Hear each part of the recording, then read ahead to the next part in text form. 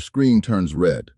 A countdown appears, demanding $300 in Bitcoin, or every file you own is gone forever. You didn't click anything strange. You didn't open a suspicious email.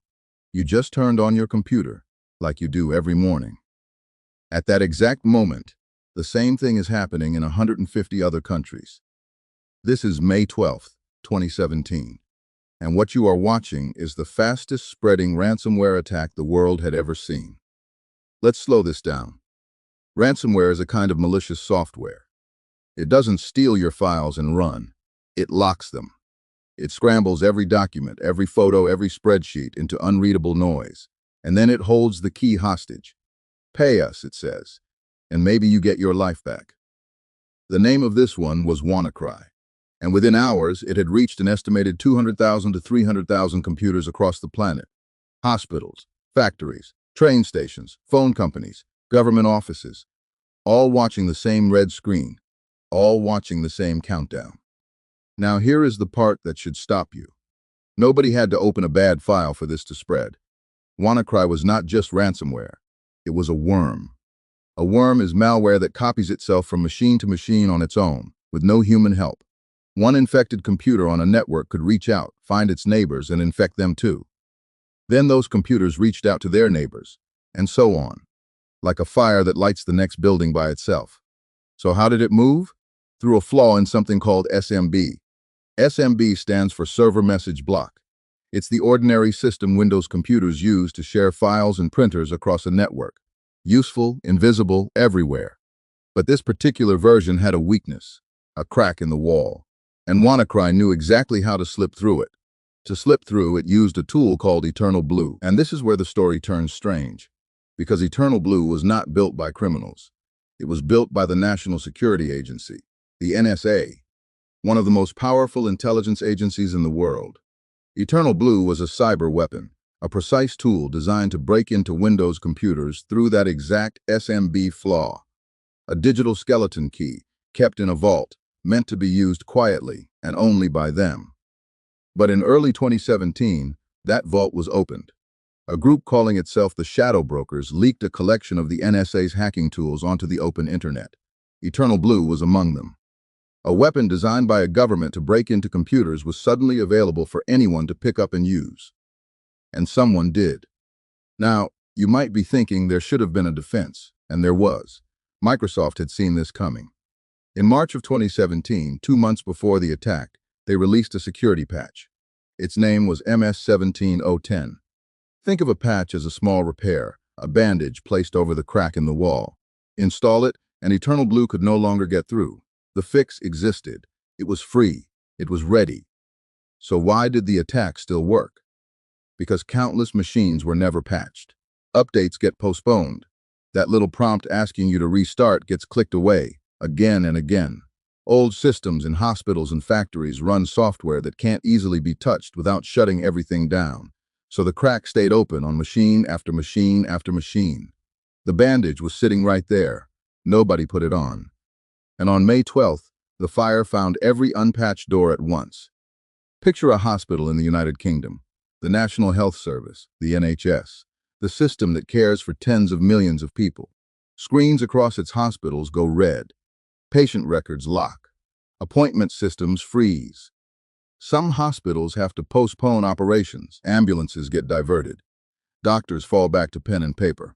Not because anyone attacked the hospital on purpose, but because a worm, powered by a stolen government weapon, slipping through an unpatched flaw, simply spread until it hit them. That is the terror of this moment. There was no target. There was only the spread. By the afternoon, security teams around the world were scrambling. Governments were watching critical infrastructure light up in real time. And the malware was still moving, still copying, still reaching for the next machine and the next. Now picture a small bedroom in the southwest of England. A 22-year-old British security researcher is sitting at his laptop. Online, he goes by the name Malware Tech. His real name is Marcus Hutchins. He spends his days taking malware apart, piece by piece, to understand how it works. That afternoon, he gets a copy of the WannaCry code and starts reading it. And he notices something odd. Buried inside the malware is a web address, A long, meaningless string of letters. A domain name that led nowhere, that nobody had registered, that seemed to serve no purpose at all. Most people would have ignored it. He didn't. He did something simple. He registered the domain. He bought that web address for about $10.69. What he didn't know yet is that he had just pulled a hidden lever, because that meaningless domain was a kill switch. Here is how it worked. Every time WannaCry infected a new machine, before doing anything else, it quietly checked whether that web address existed. If the address led nowhere, the malware kept spreading. But if the address was live, if someone had registered it, the malware stopped. For weeks, the address had led nowhere, so the worm ran free. The instant Marcus Hutchins registered it, the address was live. And across the world, newly infected copies of WannaCry checked the domain, found it existed, and shut themselves down. A 22-year-old, sitting alone at a laptop, had just done what governments and security teams could not do in time. He had slowed a global outbreak for about $10. But now you have to hear the next part precisely, because it matters. Registering that domain halted the spread. It did not undo the damage. Every file already locked stayed locked. Every hospital already frozen stayed frozen. The kill switch closed the door on new infections, but it could not walk back through the building and unlock everything the fire had already reached. The bleeding stopped. The wound was still there. So who was behind WannaCry? The attack was later attributed by the United States, the United Kingdom, and other governments to a group linked to North Korea, known as the Lazarus Group. Attributed. That's the careful word. Multiple governments officially pointed to them, and that is a serious statement, but it is an attribution, not a courtroom confession. Hold both of those truths at once. Now step back and look at the whole shape of this. One flaw in a file-sharing system. One weapon leaked from an intelligence agency. One patch that too many people ignored. Put those three things together, and within hours, a piece of software crippled hospitals on the other side of the planet. No army crossed a border, no bomb was dropped. Just code, moving faster than anyone could react. And the thing that finally slowed it wasn't a missile or a government program. It was a curious young researcher who noticed a strange detail and spent $10.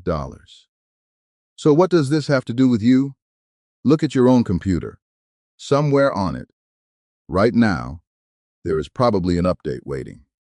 A little prompt you've been clicking away. Restart later. Remind me tomorrow. Not now. MS-17001 was that same prompt for millions of people 2 months before disaster. The patch that could have stopped WannaCry was already available. The only thing standing between safety and catastrophe was whether someone actually installed it. That is the real lesson buried in this story. The most dangerous vulnerability is rarely the one nobody knew about. It's the one everybody knew about and nobody fixed in time. So back up your files, so a locked screen can never hold your whole life hostage.